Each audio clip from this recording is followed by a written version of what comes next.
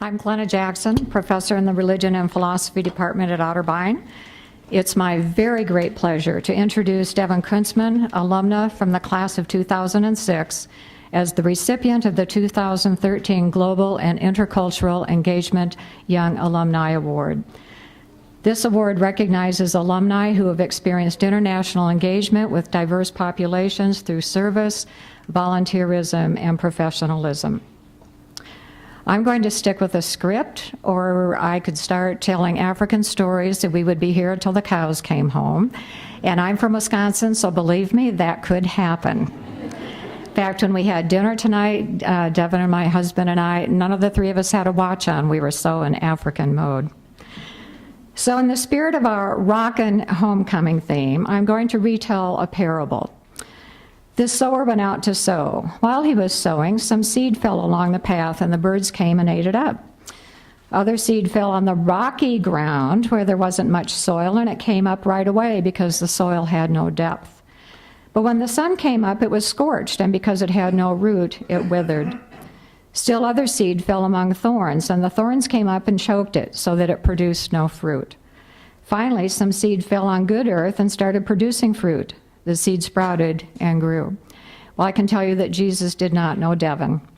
She took on these very challenges and was not deterred by birds or rocks, scorching sun or thorns. Indeed, she planted gardens in Rwanda, literal and metaphorical, that are some of the most beautiful I've ever seen. Devon went to Africa for the first time during the winter break of 2005 with the inaugural SYE Africa. While in Rwanda that first time, we serendipitously met a remarkable woman by the name of Rosamond Carr. To make an incredible and long story short, Roz turned her flower plantation into an orphanage to accommodate more than 100 homeless and parentless children immediately following the genocide in 1994. Indeed, the name of the orphanage, Mbabazi, means a place where you will receive all the love and care a mother would give. In spite of having only tea time with this miniature-sized woman of incredible strength and determination, Roz immediately and immensely impacted Devon. Devon couldn't wait to get back to Rwanda and went again with SYE Africa that very next year as a volunteer alumna, and then in 2010 returned for 3 years to Roz's orphanage near the Karisimbi volcano that lies between Rwanda and the Democratic Republic of Congo. Devon's passion has always been about empowerment within community, no matter the birds, rocks, sun, or thorns that may stand in the way. She became the executive director of Mbabazi Orphanage. Devon perfectly fits the description for the Global Intercultural Experience awardee. Her life in Rwanda has encouraged, nurtured, and engaged her intercultural competencies to bring new life to Mbabazi and to articulate more clearly what life is like for an orphan in an African country. What those kids require as they mature into adults with a need for continued and lifelong education, as well as integration into mainstream society. Please read her bio to get a notion of how Devon's dreams for the surrounding communities have also taken root, roots that have grown deep in spite of the thorns and rocks. And speaking of rocks and thorns, because of its location, members of the M23 rebels in the Democratic Republic of Congo can be a continual threat to the peace at Mbabazi. Devon has had her moments with them. She survived, and most importantly, does not give up hope for people of all nations and cultures. Roz Carr took care of her children with love and whatever few resources she could muster. At her death, Mbabazi was at a financial, institutional, and cultural crossroads, and Devon just happened to come along with fresh enthusiasm and the leadership skills that were needed at a critical time. When I visited Devon at Mbabazi, I was overwhelmed with the success stories she had planted and nurtured for individuals, for the orphanage, for the surrounding communities, for Otterbein University, and for the world. I commend Devon Kuntzman as the perfect Otterbein University alum. I have heard her credit her Otterbein education with the skills and awareness she gained about the big picture in the big world. She is a model for our students. Thank you for being here tonight. And I'm convinced that she is destined to continue to make a difference in whatever part of the world she chooses to garden in. Devon, will you please come forward to accept your 2013 Young Alumni Award?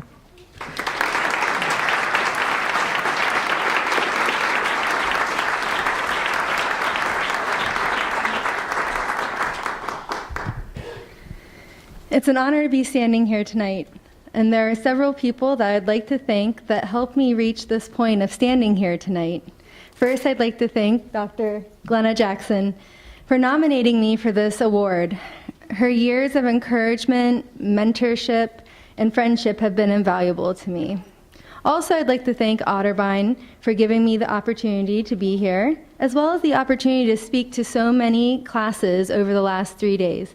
It was really wonderful to get to connect with so many current students and to see what they're doing and to share my experiences with them. Most of all, I would like to thank my friends and my family, many of which who are here tonight, who have been there to support me every step of the way and who have really made it possible for me to live an international life and work in a developing country, and really just been there to support me, even though I know there might have been times of fear and wondering when I was going to come back and if I come back in one piece, but they always remained positive, and that was really helpful for me. My dream of going to live in Rwanda was born here at Otterbein with the first senior year experience trip to Africa, which was in Rwanda. And upon my arrival there, I fell immediately in love with Rwanda as a country and felt at home.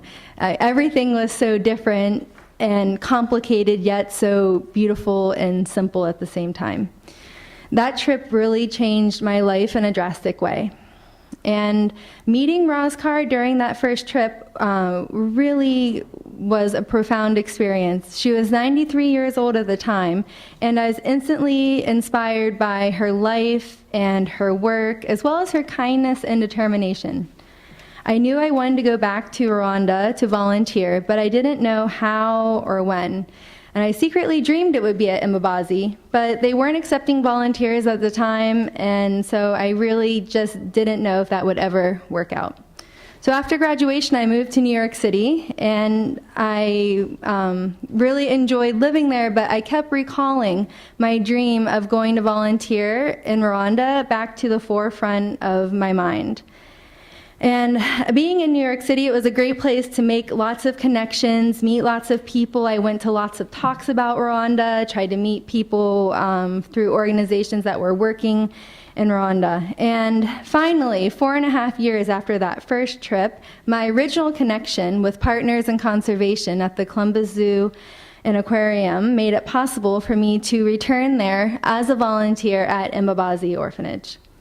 Roz had passed away by this time, so the organization needed leadership on the ground more than ever. I started as a volunteer, but a year later became the executive director.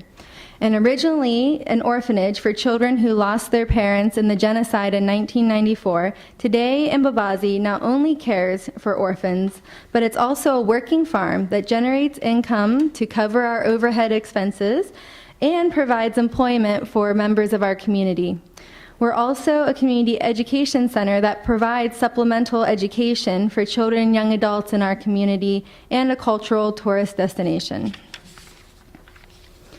Living in Rwanda and working for Mbabazi for 3 years was the most challenging and rewarding experience of my life. It has truly been an honor to carry on Roz's legacy. What all of this has taught me is that it's never too late to follow a dream. And if you really want something, you have to keep working hard to make it your reality. And Otterbein gave me the skills to do just that, and for that I'm very thankful. So thank you.